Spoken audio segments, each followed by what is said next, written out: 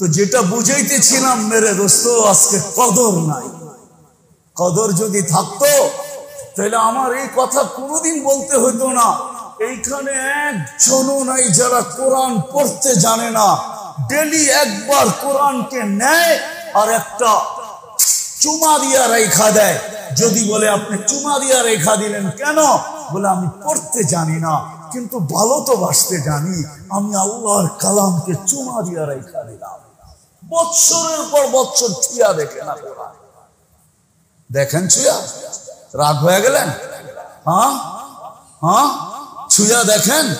দেখি তো না, দেখি তো না। অথচ কথা তো ছিল যে কোরআনকে মহব্বত করবে, মূল্যায়ন করবে, মহব্বত করবে। শুধু কিনছে আর ঘরে তাকের ভিতরে রেখা দিছে, ঠিক না? হায় হায়, কবির কথাই সত্য। ताकू में सजाया जाता हूँ, ताबीज बना के पिलाया जाता हूँ। শুধু তাকে রাখা হয় আর আমাকে ফুদিয়া ফুদিয়া পানি খাওয়া হয়। এতটুকুই দাম। কোরআনের কদর নাই। যদি কদর থাকতো, হায় হায়, 1-2 কাঠা বাড়ি বানানোর পিছনে জিন্দেগি লাগায়া দিত না। তারপর কতজন বানাইতে পারে আমি জানি না।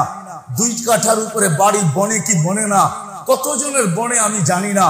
কিন্তু যদি কদর থাকতো তাহলে ডেলি 5টা জান্নাতে বাড়ি বানায়া ঘুমানোর আগে একটা মুস্কি হাসি দিয়া বলতো, মালিক তোর এহসান, 5টা বাড়ি জান্নাতে হয়ে গেছে। ডেলি ঘুমানোর আগে একটা মুস্কি হাসি দিত আর বলতো, মালিক তোর এহসান, 5টা কমপ্লিট। মাসে 150 কমপ্লিট, বছরে 1800 কমপ্লিট। বোঝেন নাই মনে হয়, ঠিক না? প্রত্যেক নামাজের পরে 10 বার সূরা ইখলাস করলে জান্নাতে একটা বাড়ি কমপ্লিট হয়। জান্নাত কি এই ইট দিয়া, এই টিন দিয়া? হ্যাঁ হ্যাঁ, কি বলেন? হ্যাঁ, 5 ইঞ্চি দেওয়াল দিয়া জান্নাতের বাড়ি, যার এক এক ইট সোনার, এক এক ইট রূপা। কয়জন পড়ে? যদি কদর থাকতো, আজকে কদর কদর। এই জন্যই তো আমাকে বলতে হয়, তাহলে আমি বলতাম না। বলতে হয় আমার জাতি যদি আলেমদেরকে না চালায় আলেমদের পিছে চলতো, কমিটি যদি ইমামকে না চালায় ইমামের পিছে চলতো। ইমামকে চালায়, যা খুশি তা কয়, আবার একটা দায়িত্ব বিহাজাল ইমামও কয়। আমার জাতি ওলামাদের পিছনে চলবে, ওলামাকে চালাইতো না, পিছনে চলবে। কেন? দুনিয়ায় কাজে লাগুক আর না লাগুক, কিয়ামতের মাঠে কাজে লাগবে। ওইখানে চলবে একটা সুপারিশ, চলবে সুপারিশ। সুপারিশের অধিকার যাদেরকে দিচ্ছেন তাদের সুপারিশ আল্লাহ গ্রহণ করবে, এটা আল্লাহর অঙ্গীকার। আর সুফাহা উ সালাত, এই জন্যই তো কোরআন বলে, লা ইয়াতাকাল্লামুনা ইল্লা মান আযিনা লাহুর রহমান ওয়া ক্বালা সাওয়াবা। একদল লোক খুব কথা বলবে, সুপারিশ করবে।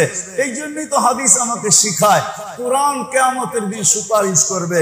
এই জন্যই তো হাদিস আমাকে বুঝায় রোজা কিয়ামতের দিন রোজাদারের জন্য সুপারিশ করবে। সুপারিশ চলবে ওই দিন, আর কিচ্ছু চলবে না। ওলামাদের সুপারিশ চলবে। যদি এই উম্মতকে আল্লাহ সুযোগ দিচ্ছেন, ডাইরেক্ট জাহান্নামে পাঠাবে না। প্রথমে সিদ্ধান্ত হবে জাহান্নামের। অন্য উম্মতের মতো সিদ্ধান্ত হইতে দেরি, ফিকা মারতে দেরি করবে না। কিন্তু এই উম্মতকে ফিকা মারবে না। এই উম্মতকে এক জায়গায় নিয়ে একত্রিত করবে, যেখান দিয়ে আলেমরা জান্নাতে যাবে।